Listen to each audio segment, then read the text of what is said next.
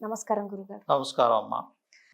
గురుగారు, అమ్మవారిని ఏ నామంతో పిలిస్తే అనేక రూపాలు దర్శనమిస్తాయి?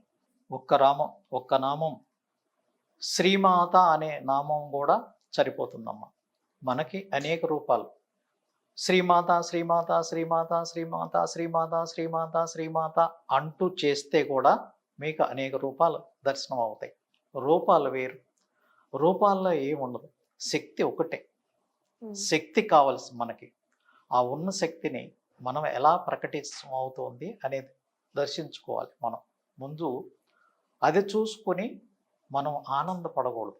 ఏ శక్తులు వచ్చినా ఎన్ని వచ్చినా మనకి కావాల్సింది మోక్షం అనే మార్గానికి ఒకటే పెట్టుకుంటే అమోక్షం వస్తుంది.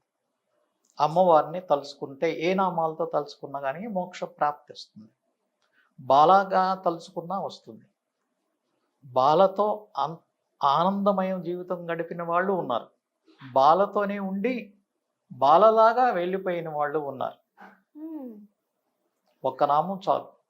ఇది ఇప్పుడు బాలా త్రిపుర సుందరి, ఓం శ్రీ బాలా త్రిపుర సుందరి అయిన మహా, ఓం శ్రీ బాలా త్రిపుర సుందరి అయిన మహా, ఓం శ్రీ బాలా త్రిపుర సుందరి అయిన మహా అనుకుంటూ అదే ఒక్క నామం పట్టుకుంటే కూడా మనం అనుకున్న లక్ష్యాన్ని మనం చేరుతాం. ప్లస్ బాలగా పిలిచిన ఆమె రూపాలన్నీ మనకు దర్శనం వస్తాయి.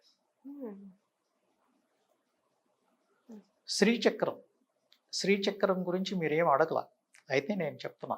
శ్రీచక్రంలో అనకాపల్లి దగ్గర దేవీపురం అని ఉంది. ఒక శ్రీచక్రాన్ని, మేరు శ్రీచక్రాన్ని అక్కడ స్థాపితం చేశారు. తర్వాత రావులపాలెం దగ్గర అడవిపాలెం అని ఒకటి ఉంది.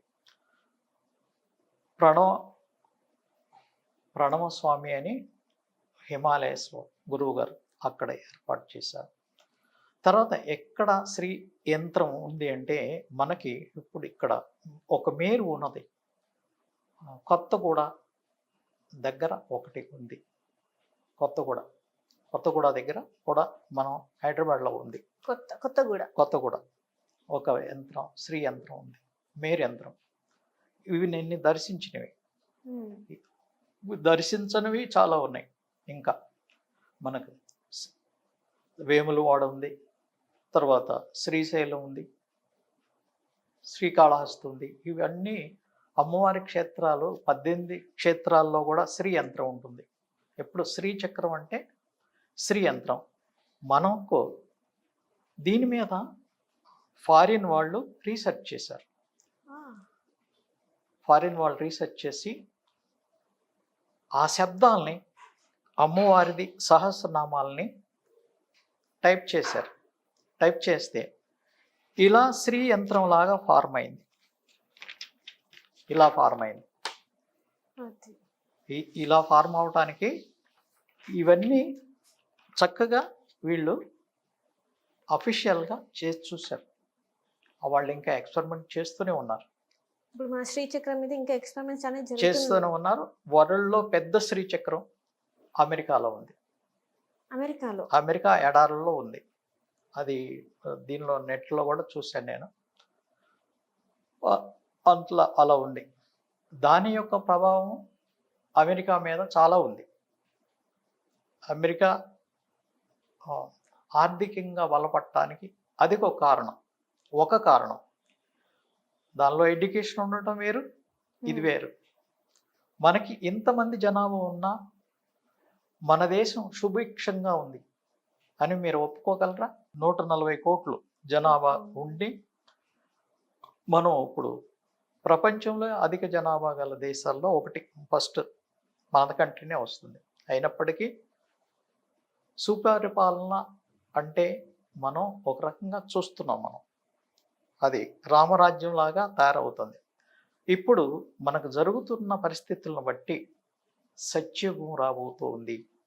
ఇది సత్యం ఎవరికీ తెలియదు, స్వచ్ఛంగా ఎవరికీ తెలియదు. నిజం, సత్యయుగం రాబోతుంది అని చెప్పారు మా గురువు గారు. నిజంగానే వస్తుంది. మనని ఆశీర్వదించడానికి మీరందరూ ఎంజాయ్ చేస్తారు. ఆ సత్యయుగాన్ని మీరు చూస్తారు. అంటే ఎక్కడ పెట్టిన వస్తువు అక్కడే ఉంటుంది. మీ గోల్డ్ అవునాయి, ఎక్కడ బీరువాలో పెట్ట అవసరంలా, అప్పుడు మీ ఇంటి దగ్గర ఎక్కడ పడేసుకుంటారు అంతే, మళ్ళీ అక్కడే ఉంటుంది. అట్లాంటి యుగం రాబోతోంది. అంటే సత్యం పలికేవాళ్ళు, స్వచ్ఛంగా ఉండేవాళ్ళు, ప్రేమమయంగా ఉండేవాళ్ళు, కరుణమయంగా ఉండేవాళ్ళు, క్షమామయంగా ఉండేవాళ్ళు అత్యధికం అవుతారు. ఇప్పుడు ప్రజెంట్గా ఐదుగురు పిల్లలు పుడుతుంటే ముగ్గురికి ఆ జ్ఞానం వస్తుంది. ఆ జ్ఞానం, అలాంటి జ్ఞానం వస్తుంది.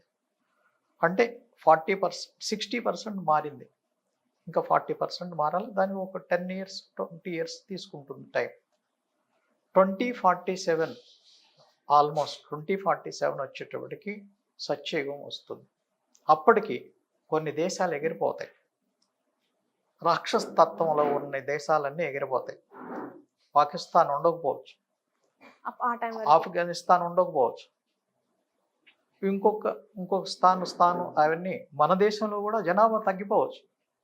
ఇవన్నీ అసురత్వం ఉన్నవాళ్ళు మిగులుతారు, సురులు పోతారు.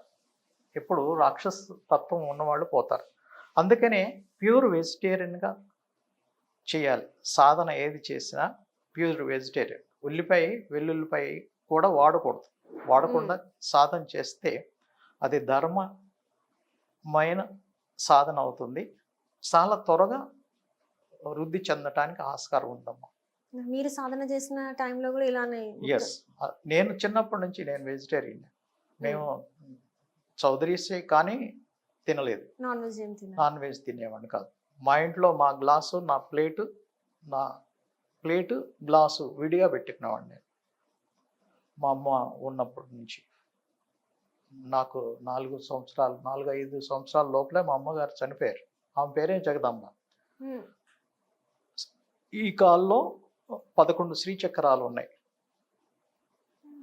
దాంతో పుట్టా నేను. అష్టమి రోజు అంటే కృష్ణుడు పుట్టినరోజు శుక్రవారం. అష్టమి శుక్రవారం రోజున పుట్టాను. కార్తీక మాసానికి ముందు, ఆశ్వయుజ మాసం. గురుగారు చాలా చక్కగా వివరించారు. ధన్యవాదాలు. Thank you.